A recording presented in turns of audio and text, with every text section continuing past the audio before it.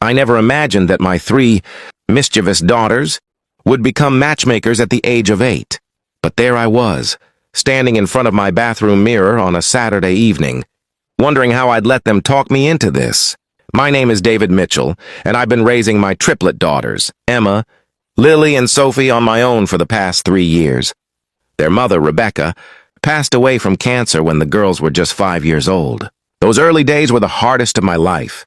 I was 42 then, suddenly alone with 3 little ones who needed me more than ever. I worked as an architect, which allowed me some flexibility with my hours. But raising triplets solo was like conducting an orchestra, where every musician played a different tune. Emma was my quiet observer, always watching the world with thoughtful eyes. Lily was the comedian, constantly trying to make everyone laugh, especially when things got tough. And Sophie was my little caretaker, always asking if I was okay, if I'd eaten lunch, if I remembered to pack their library books. That particular Saturday, I'd been ambushed. The girls had been whispering and giggling all week, which usually meant trouble.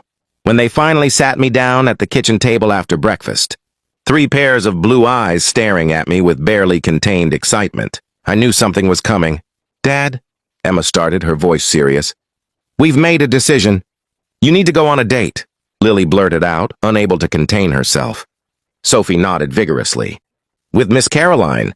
Caroline Harper." I knew exactly who they meant. She was a widow who lived 4 houses down from us.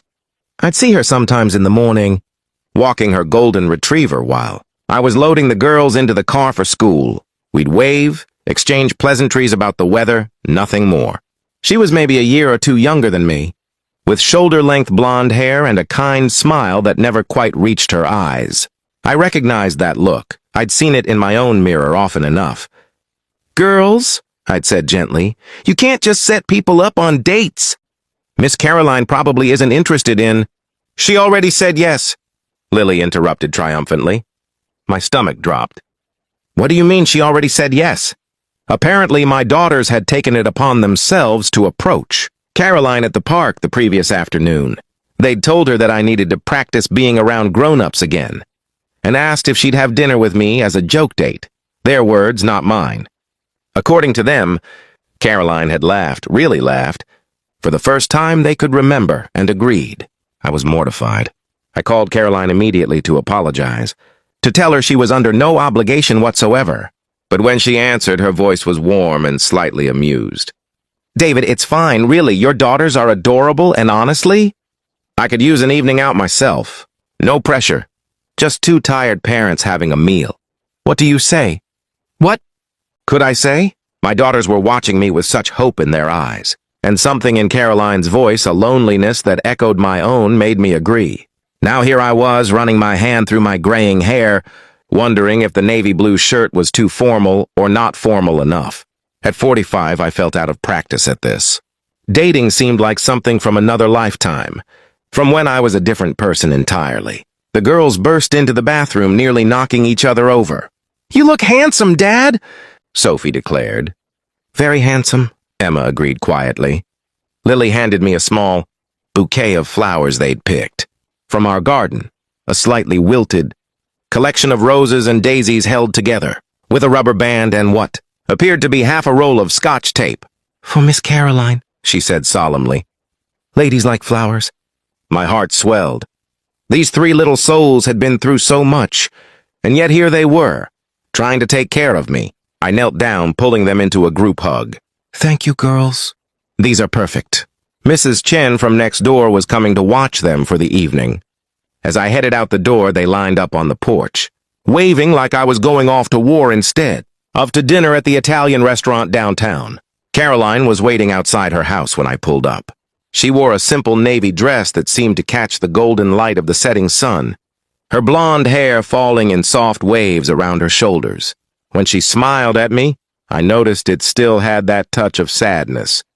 But there was something else there too, maybe curiosity, or hope, or just the simple pleasure of a break from routine.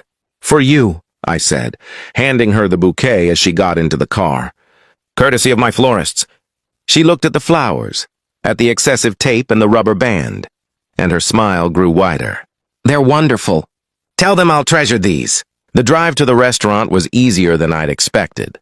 We talked about small things, her golden retriever, Max, who she said was the only reason she got out of bed some mornings, my work on a community center project, the weather turning cooler as fall approached. At the restaurant, we were seated at a quiet corner table. The low lighting and soft music created an intimate atmosphere that felt both comfortable and slightly nerve-wracking. I couldn't remember the last time I'd been alone with a woman who wasn't my mother or my daughters.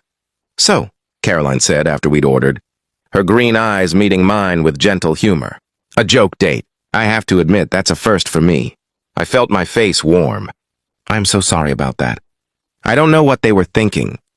"I do," she said softly. "They were thinking that their father has spent 3 years putting them first, and maybe it's time someone did the same for him."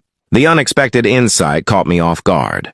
"How did you—" "Your daughters talk about you constantly at the park.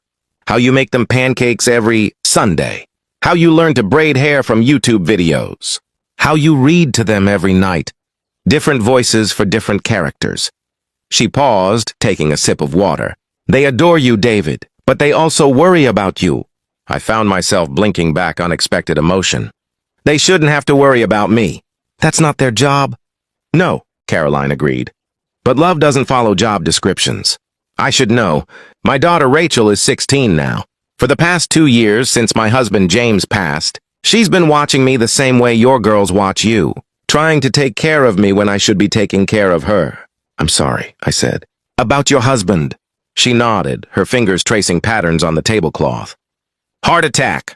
Completely unexpected. He was 42, coached Rachel's soccer team, never missed a day of work. And then one Tuesday afternoon, he was gone. We sat in silence for a moment, not uncomfortable, but full of understanding.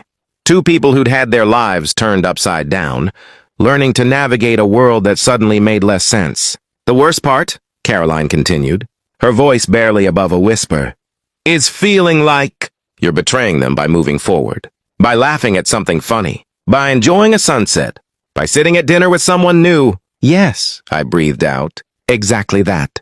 The food came, but neither of us seemed very interested in it. Instead, we talked. Really talked. About the weight of being the sole parent. About the exhaustion that goes bone deep. About the moments of joy that still somehow break through. About Rebecca's love of terrible puns and James's obsession with crossword puzzles. About the things we missed most, for me, the way Rebecca would hum while cooking.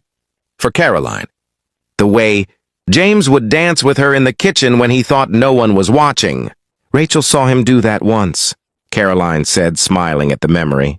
She was 12, almost a teenager, too cool for parental displays of affection. But she stopped in the doorway and watched us. And later she told me she hoped she'd find someone who'd dance with her in the kitchen someday. "That's beautiful," I said. "It is, but then he died. And for a long time, I felt like that memory was tainted, like every good moment was just a setup for the pain that came after." I reached across the table, surprising myself, and gently touched her hand. "Rebecca used to say that the love doesn't go away, just because the person does. That the joy we had was real, regardless of how it ended. I didn't believe her at the time. She said it when she was sick, trying to prepare me, but I'm starting to think she was right." Caroline's eyes glistened with tears, but she smiled. James said something similar. He told me that grief is just love with nowhere to go, that I should find places to put it. We finished our meal slowly, the conversation flowing between comfortable silences and deep revelations. I learned that Caroline worked as a librarian at the middle school, that she'd moved to our neighborhood specifically for the good school district, that she loved mystery novels and couldn't stand coffee but drank tea constantly. She learned that I'd given up a partnership, opportunity at a big firm to spend more time with the girls, that I'd discovered I actually enjoyed cooking, even though I'd never done it before. Rebecca got sick, that I played guitar poorly but with great enthusiasm. When the check came, we both reached for it and ended up laughing. "Dutch?" she suggested. "Deal." Outside the restaurant, the autumn air was crisp and cool. Neither of us seemed in a hurry to end the evening.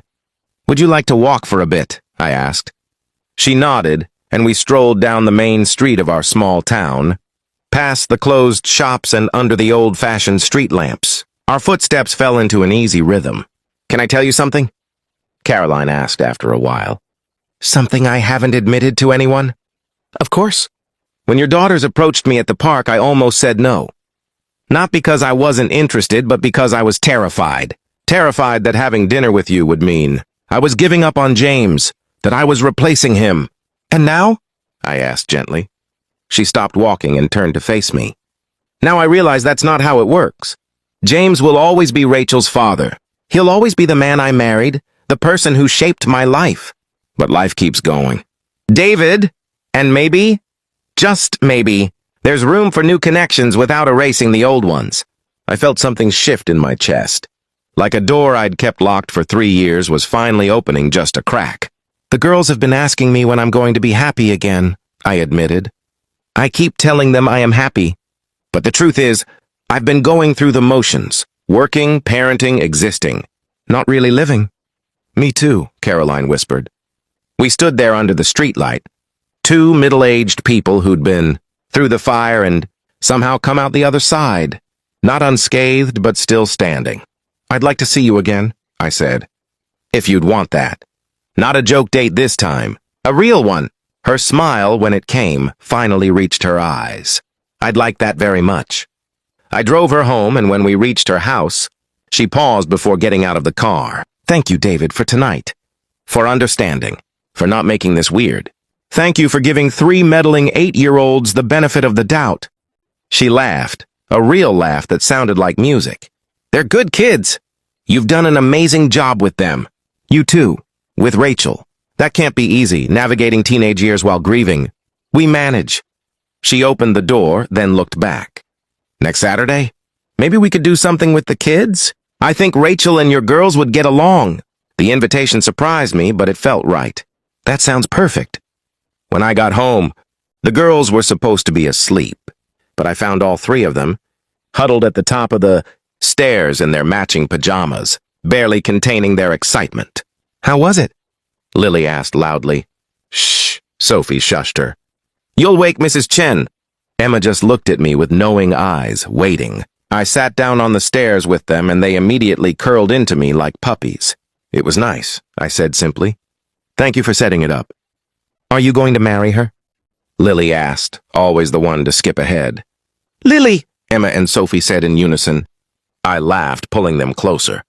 "Let's not get ahead of ourselves. But yes, I'm going to see her again. We both thought it might be nice if you all met her daughter Rachel next weekend.